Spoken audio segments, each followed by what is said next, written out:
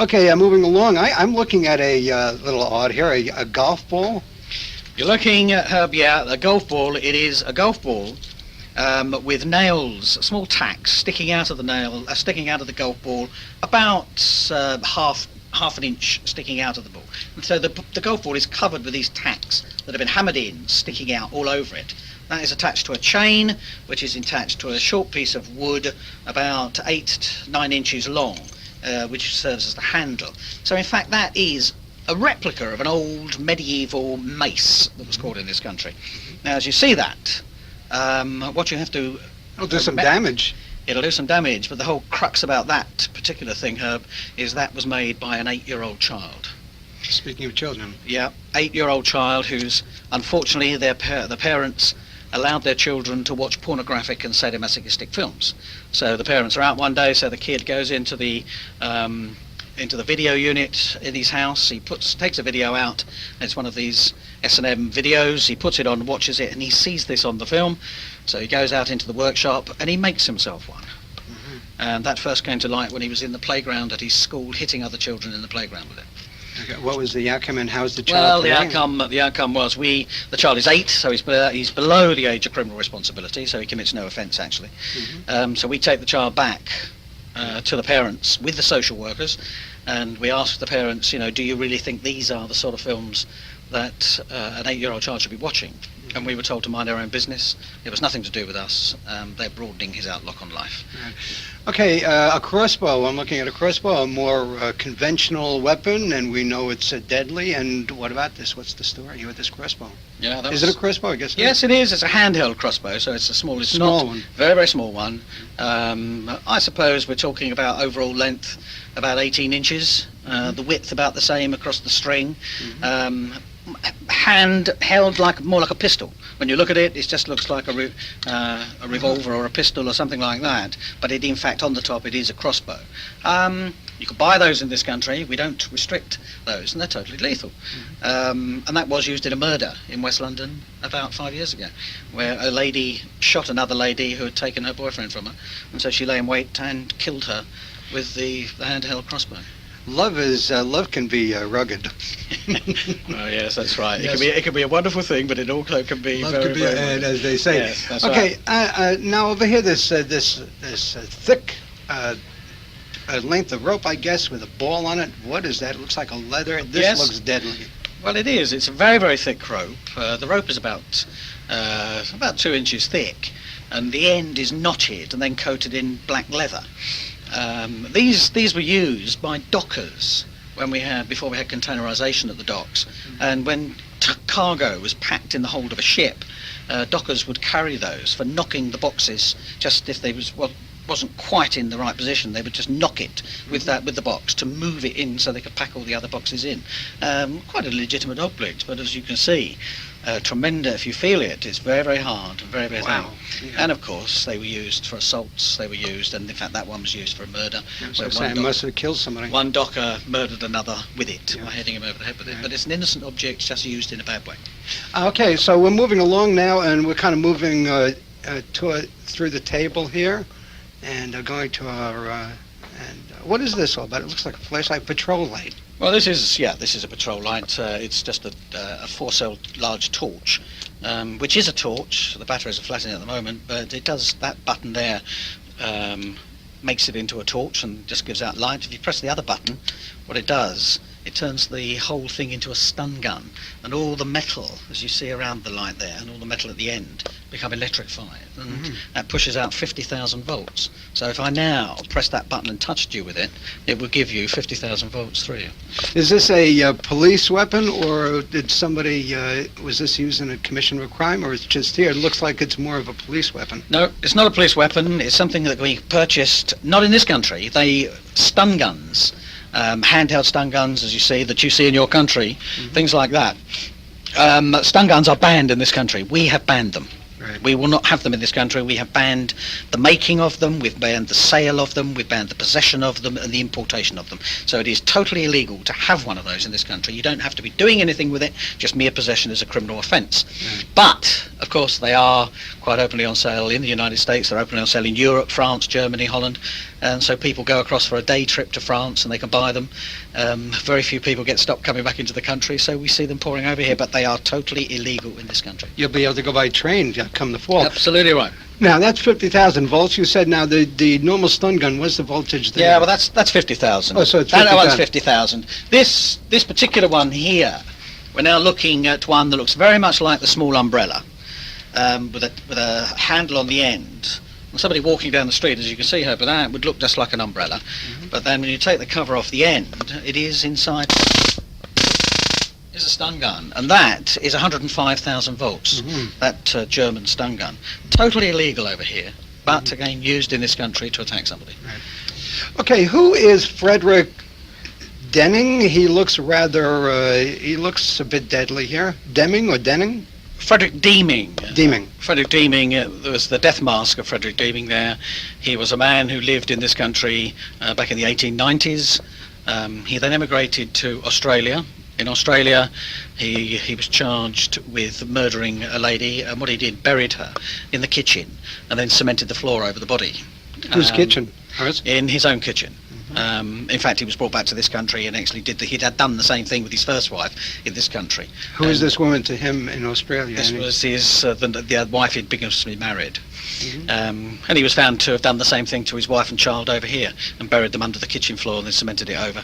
And he was brought back and he was hung.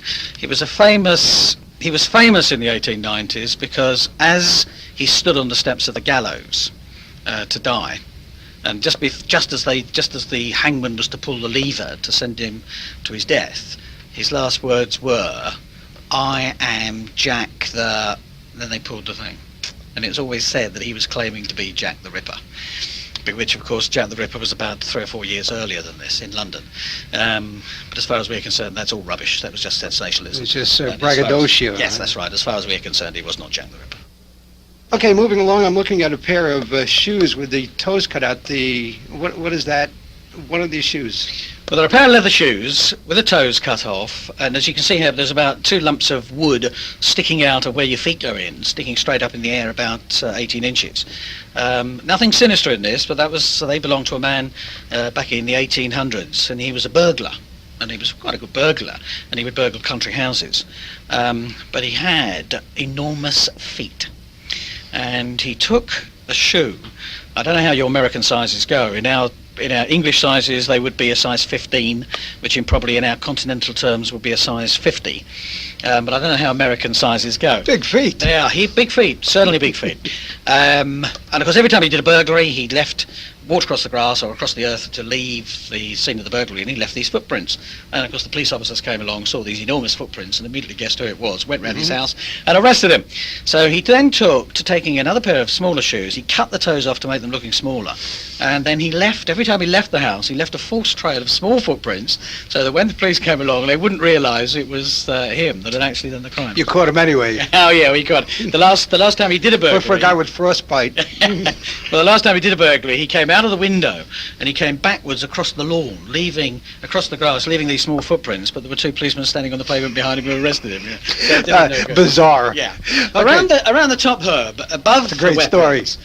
above the weapons, as you can see, there are a lot of death masks on a shelf above in the gloom. And there's 37 in here of these death masks.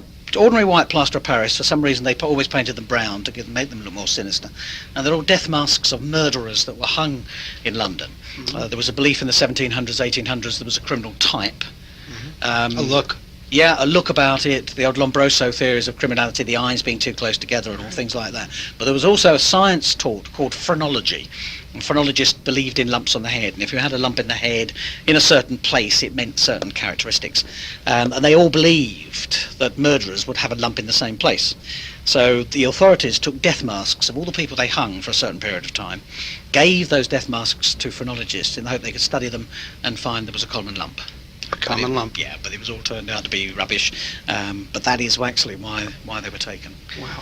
Okay, so and everybody appears different here. I mean, there's no commonality here, really. Everybody, the eyes set in. Well, the only thing I didn't like. There's an ear missing. I don't know if that's. No, that's just been knocked off afterwards. You know. Oh, I see. Okay. Okay, moving along beyond the death masks, we're looking at some rather horrid police photographs here, and what are these? Yeah, these photographs here, Herb, are they are the victims of Jack the Ripper, which I'm sure most people have heard of, because he is one of the few mass murderers, serial killers that travels internationally.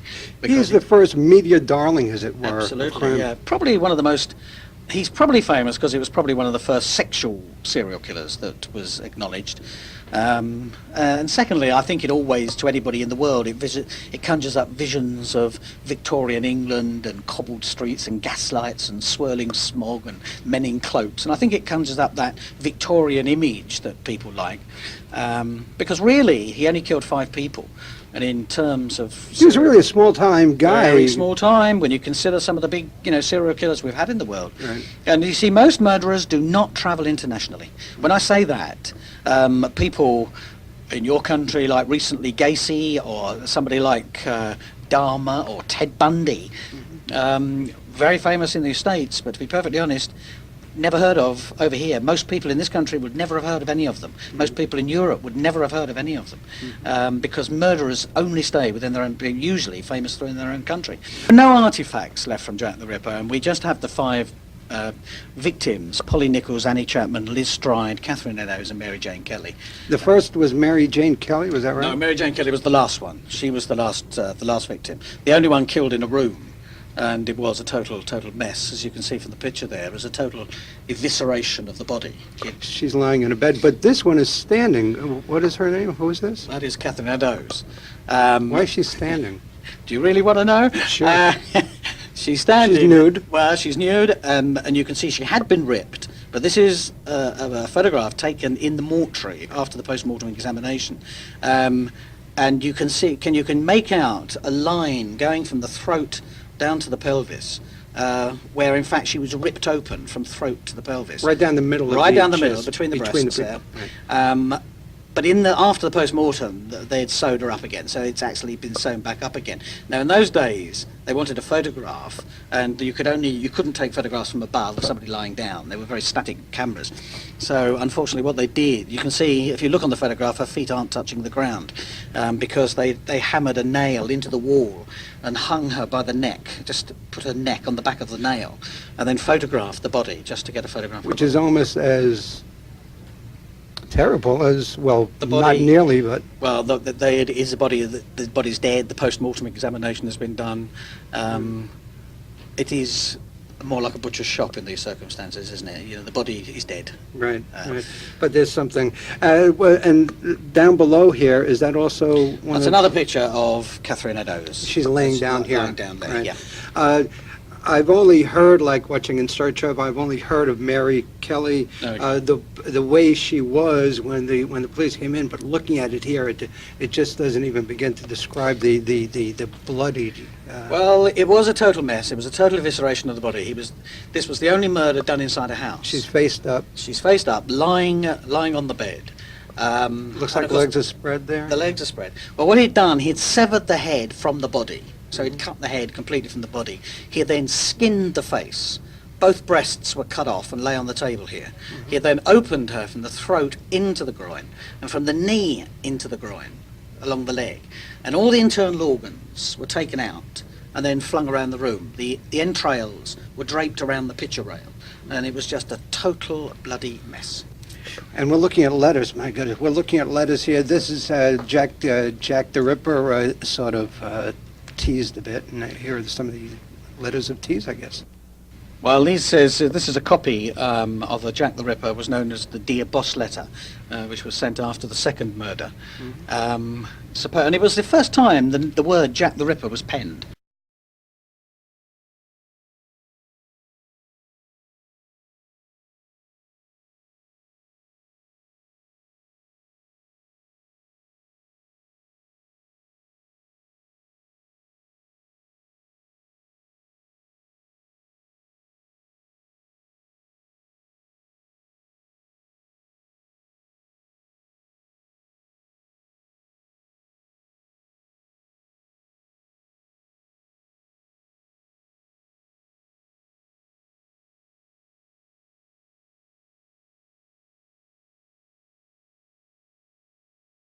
It'll do some damage. It'll do some damage, but the whole crux about that particular thing, Herb, is that was made by an 8-year-old child. Speaking of children. Yeah, 8-year-old child who's, unfortunately, the parents allowed their children to watch pornographic and sadomasochistic films. So the parents are out one day, so the kid goes into the that have been hammered in, sticking out all over it. That is attached to a chain, which is attached to a short piece of wood about 8-9 inches long, which serves as the handle. So in fact that is a replica of an old medieval mace that was called in this country. Now as you see that, what you have to... Okay, moving along, I'm looking at a little odd here, a golf ball.